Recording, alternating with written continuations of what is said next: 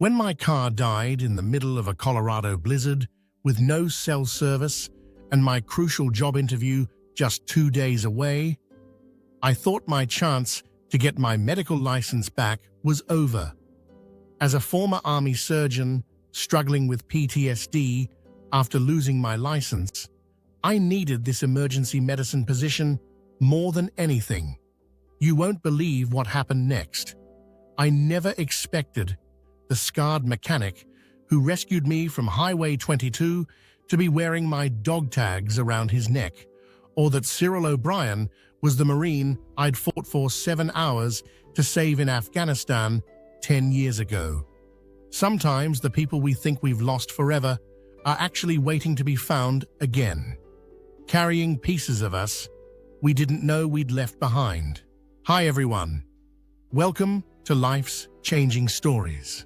Now, let's dive into today's story. The isolated stretch of Highway 22 that cut through rural Colorado's mountain passes had become treacherous with the season's first major blizzard, creating whiteout conditions that made driving nearly impossible for anyone unfamiliar with the winding roads that connected small mountain communities to the larger cities where essential services and employment opportunities could be found. Dr. Ciara Fitzpatrick's sedan had been struggling against the wind and snow for over an hour when the engine finally gave up completely, leaving her stranded 15 miles from the nearest town with no cell phone service and rapidly diminishing visibility that made walking for help both dangerous and potentially fatal. At 34, Ciara had been fighting to rebuild her medical career for the past 2 years since losing her surgical license due to a PTSD episode that had occurred during an emergency operation, ending her promising career as a trauma surgeon and forcing her to accept that the battlefield experiences that had once made her an exceptional combat medic were now preventing her from practicing the medicine she loved. The job interview in Denver represented her best opportunity to return to emergency medicine through a probationary program that could eventually restore her full medical credentials if she could prove her competence and emotional stability over a 6-month trial period. Ciara's car troubles had started that morning with intermittent engine hesitation that she had hoped would hold off until after her interview. But the combination of mountain driving and severe weather had accelerated whatever mechanical problems were developing and left her completely immobilized on a remote highway where help might not arrive for hours or even days, depending on road conditions and emergency response capabilities in such a sparsely populated region. As Ciara sat in her disabled car with the heater running intermittently to conserve fuel while trying to stay warm, she remembered seeing a faded roadside sign several miles back advertising automotive repair services, though she couldn't recall the specific details or distance to what might be her only hope for mechanical assistance and safe shelter during the intensifying storm. Using her cell phone's emergency calling feature, Ciara managed to connect with O'Brien's Auto Repair, where a gravelly voice answered with professional efficiency, despite the late hour and dangerous weather conditions. "This is Cyril O'Brien," the voice said. "What's your situation?" Ciara explained her location and circumstances, emphasizing that she was stranded with no way to reach safety on her own, and increasingly concerned about the storm's intensity and her car's mechanical reliability. "Stay in your vehicle and run the engine every 15 minutes to maintain heat," Cyril instructed, with the calm authority of someone accustomed to emergency situations. "I'll be there within 30 minutes, but don't try to walk anywhere in this weather." Cyril O'Brien maneuvered his heavy-duty tow truck through the treacherous mountain roads with the skill and confidence that came from 10 years of responding to emergency calls in some of Colorado's most challenging terrain and weather conditions. At 36, Cyril had been operating O'Brien's Auto Repair since returning from his final deployment in Afghanistan, slipping into the role his father had prepared for him while battling the nightmares and hypervigilance that made civilian life a constant struggle against memories of desert heat, improvised explosive devices, and the friends who hadn't made it home from combat operations. Cyril's garage on Highway 22 served as the last source of automotive assistance before 30 miles of wilderness area that offered no services or shelter for travelers whose vehicles failed in the harsh mountain environment. Local residents appreciated his honest pricing and willingness to respond to emergency calls regardless of weather conditions or time of day, understanding that his services often meant the difference between inconvenience and life-threatening situations for people who found themselves stranded in remote areas. The garage had belonged to Cyril's father, who had maintained it for 40 years before his death, and Cyril had inherited both the business and the responsibility for serving a community that depended on reliable automotive repair when the nearest alternative services were hours away through mountain passes that could become impassable without warning. When Cyril spotted Ciara's sedan blinking weakly near a billboard advertising Pine Ridge Resort, he immediately recognized the signs of a serious mechanical failure that had left someone completely vulnerable to the storm's increasing intensity. He pulled his tow truck behind her car and stepped into the biting wind to assess the situation and provide immediate assistance to whoever was trapped inside the disabled vehicle. The driver appeared to be a woman in her 30s with short dark hair, showing the kind of controlled fear that suggested military training or emergency response experience rather than civilian panic about unexpected automotive problems. Cyril quickly diagnosed a catastrophic timing belt failure that had caused cascading engine damage requiring extensive repair work that couldn't be completed during a blizzard with limited parts availability. "Your car needs to be towed back to my shop," Cyril explained, raising his voice above the wind while hooking up the towing equipment. "You can wait in my truck where it's warm while I get this secured." "I'm Ciara Fitzpatrick," the woman said, climbing gratefully into the heated cab of Cyril's tow truck. "Thank you for coming out in this weather. I was getting really worried about being stuck here all night." As they drove back toward his garage, Cyril noticed Ciara's precise movements, the way she automatically scanned their surroundings, and her habit of checking her watch, all behavioral patterns that he recognized from his own military training and the hypervigilance that many veterans experienced when adjusting to civilian environments that felt unpredictable compared to the structured routines of military life. "Are you heading somewhere important?" Cyril asked, noting the professional clothes and sense of urgency that suggested this breakdown was particularly inconvenient rather than merely frustrating. "Job interview in Denver tomorrow morning," Ciara replied, her voice reflecting disappointment about the likely delay. "Emergency medicine position at Denver General. It's really important that I make this interview." Back at his garage, Cyril asked for identification to complete the paperwork for her vehicle repair, and as Ciara handed him her driver's license, a military identification card slipped out of her wallet and fell to the floor. Cyril bent to retrieve it and froze completely when he read the name and rank: Captain Ciara A. Fitzpatrick, MD, U.S. Army Medical Corps. Memories crashed over Cyril with overwhelming intensity.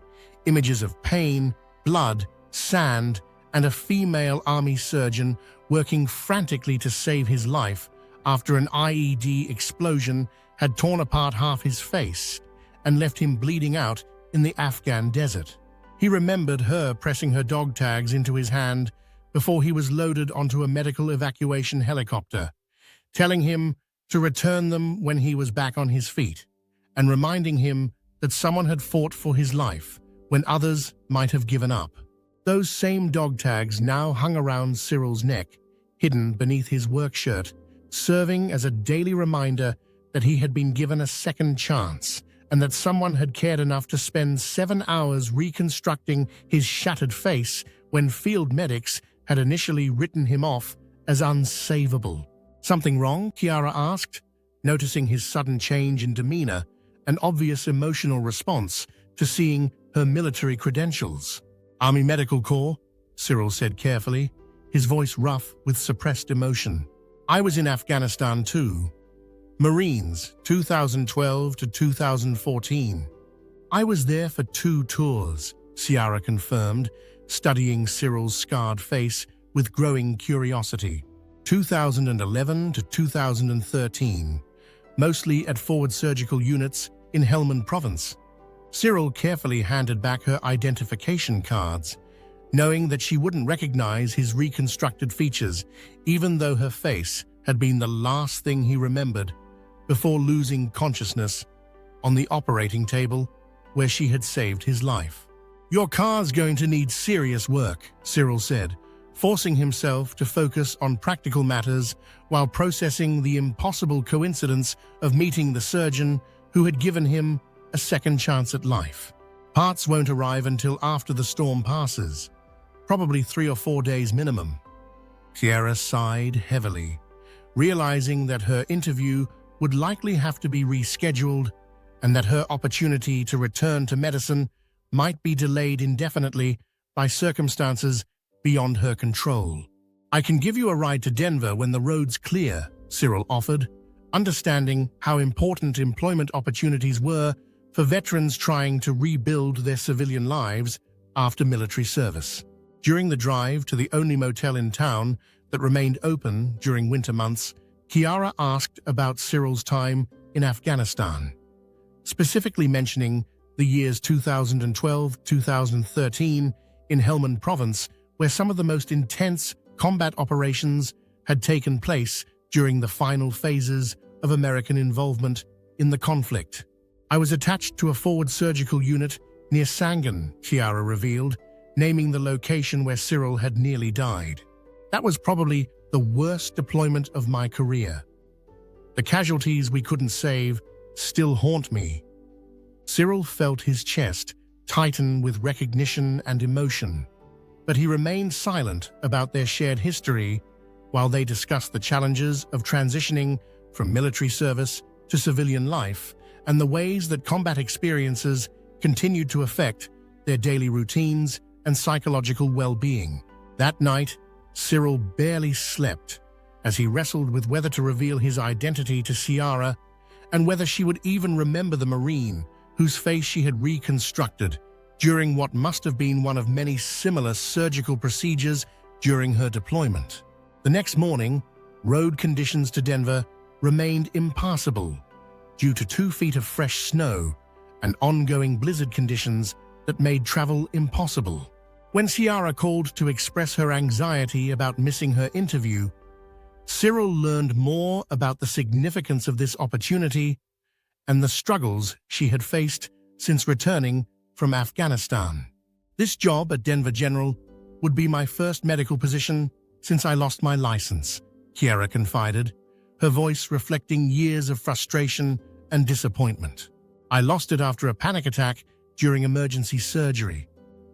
The medical board didn't understand PTSD, and they didn't care about my combat experience when they decided I was unfit to practice medicine." Cyril's understanding of how battlefield trauma could follow veterans home and create challenges in civilian careers made him want to help Ciara reach her interview, even though revealing his identity might complicate their interaction in ways he couldn't predict.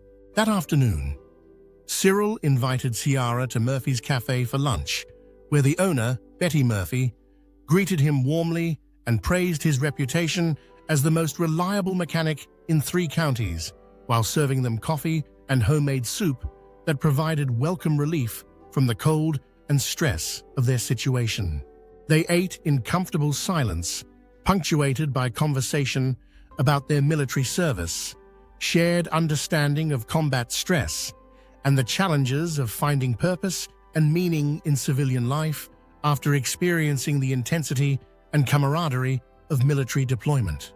Later, when Ciara expressed interest in seeing her car at the garage, she watched Cyril work with obvious appreciation for his methodical approach and skilled hands that showed extensive scarring from burns and shrapnel wounds. IED? Ciara asked, gesturing toward the scars on Cyril's hands and forearms. August 18, 2013, Sangan, Cyril confirmed quietly. Took out our vehicle and half my face. Ciara went completely still, her medical training allowing her to recognize the specific pattern of reconstruction surgery that she remembered performing during one of the most challenging and emotionally significant operations of her military career. I was stationed at the field hospital there from March to December, Ciara said slowly, her voice reflecting growing recognition and disbelief. You worked on one Marine for 7 hours, Cyril said quietly, pulling the dog tags from beneath his shirt. Medics in the field had given up on him, but you refused to quit. You told him to return these when he was back on his feet. Ciara stared at the dog tags, then at Cyril's face, as recognition dawned and memories of that desperate night came flooding back. O'Brien, Corporal Cyril O'Brien, she whispered, tears beginning to flow as she realized she was looking at the Marine she had been told had died during medical evacuation. They told me you didn't make it, Ciara said, her professional composure cracking as years of guilt and second-guessing came to the surface. I blamed myself for your death, started doubting every decision I made. That's what caused me to freeze during surgery and lose my license. The system failed both of us, Cyril said gently, understanding that they had both been carrying unnecessary guilt about circumstances beyond their control. I kept your tags all these years, Cyril admitted, touching the metal chain around his neck. They reminded me that someone fought for my life when I couldn't fight for myself. The next morning, Cyril was determined to help Ciara reach her interview despite impossible road conditions. He made several phone calls to military contacts and arranged for a helicopter transport that would get her to Denver within an hour, ensuring that her opportunity to return to medicine wouldn't be lost due to circumstances that were completely beyond her control. 2 hours later, Ciara was in Denver with time to prepare for the interview that would determine her professional future. That evening, she called Cyril with the news that she had been offered a 6-month probationary position that could lead to full license restoration if she successfully completed the evaluation period. I got the job, Ciara announced, her voice filled with joy and gratitude. Thank you for everything you did to help me get there. Just returning the favor, Cyril replied, feeling a sense of purpose that went beyond simply getting through each day while battling his own demons and memories. Over the following week, as Ciara prepared to start her new position, she made numerous phone calls and sent emails with attachments labeled O'Brien, Afghanistan, Sangan, working behind the scenes to arrange something that would honor Cyril's service and sacrifice in ways that had been overlooked when he was initially evacuated and treated for his injuries. Local residents began reporting government vehicles and military personnel asking for directions to Cyril's garage, creating a sense of anticipation and mystery that made Cyril's combat-trained instincts activate even though he couldn't identify any specific threat or danger. Monday morning, Cyril felt the distinctive rhythmic vibration of rotor blades before he heard the sound of a Black Hawk helicopter landing in the empty field across from his garage. 3 military vehicles followed, and Marines in dress uniforms emerged to form neat rows that indicated a formal ceremony was about to take place. Colonel Michael Stevens from 3rd Battalion, 7th Marines, Cyril's former unit, approached the garage and identified himself before explaining that Captain Fitzpatrick had contacted them with information about a Marine everyone had assumed was killed in action. "We don't leave our people behind, O'Brien," Colonel Stevens said firmly. "You should have received proper recognition for your actions, and we're here to correct that oversight." Nearly 50 Marines stood at attention in front of Cyril's garage while he was presented with the Purple Heart he had never received and the Navy Cross that had been awarded posthumously when military officials believed he had died from his injuries. The ceremony attracted the entire town, with local businesses closing so residents could witness the recognition of a hero they had known simply as their reliable mechanic, who never talked about his military service or the circumstances that had brought him to their mountain community. Colonel Stevens recounted Cyril's actions in Afghanistan. After the IED explosion that should have killed him instantly, Corporal O'Brien had returned to the burning vehicle 3 times to extract wounded Marines while under continuous enemy fire, refusing medical treatment until he had confirmed that all his men were safe and accounted for. Ciara, wearing her army dress uniform, stepped forward to address the assembled crowd and explain how Cyril's case had become the foundation for her research in battlefield facial reconstruction techniques that were now standard protocol in military hospitals worldwide. "You never stopped saving lives, Corporal," Ciara told Cyril, her voice carrying both professional respect and personal gratitude. "Even when you thought you were just a mechanic in Colorado, the medical procedures we developed while treating your injuries have saved hundreds of other soldiers." That evening, Cyril asked Ciara why she had arranged the ceremony and brought his former unit to recognize service that he had never expected to be acknowledged or remembered. "Finding out you were alive restored my confidence as a doctor," Ciara explained, gesturing toward the town that had witnessed their reunion. "You gave them a hero who thought he was just a mechanic fixing cars.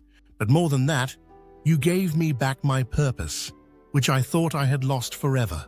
Ciara confirmed that she would start her new position at Denver General in 9 days, just an hour's drive from Cyril's garage through mountain roads that would allow them to maintain the connection they had rediscovered after 10 years of believing their battlefield bond had been severed by death and circumstances beyond their control. "My father's house has been empty since he passed," Cyril said carefully. "It's furnished and comfortable, and it needs a long-term tenant who understands mountain living." "I might be very interested in that arrangement," Ciara replied, with a smile that reflected both professional opportunity and personal healing that she hadn't expected to find in a Colorado mountain town. The next morning, Cyril opened his garage to find a line of vehicles waiting for service. More customers than he had seen in years, as word spread about the decorated Marine mechanic whose heroism had finally been properly recognized and celebrated. Ciara watched from the doorway with satisfaction, knowing that their reunion had brought healing not only to both of them, but to a community that now understood they had been served by someone whose courage and sacrifice deserved recognition and respect. Some wounds never fully heal, and some battles never truly end, but finding the right person to fight alongside makes all the difference in the world. Sometimes the most important rescue happens years after the battlefield, when 2 broken veterans discover that the connections forged in combat can survive any amount of time, distance, or circumstance to bring healing when it's needed most. We hope you enjoyed today's story of love, life, and betrayal. For more free stories and entertainment from our channel, please hit the like button and don't forget to subscribe with notifications.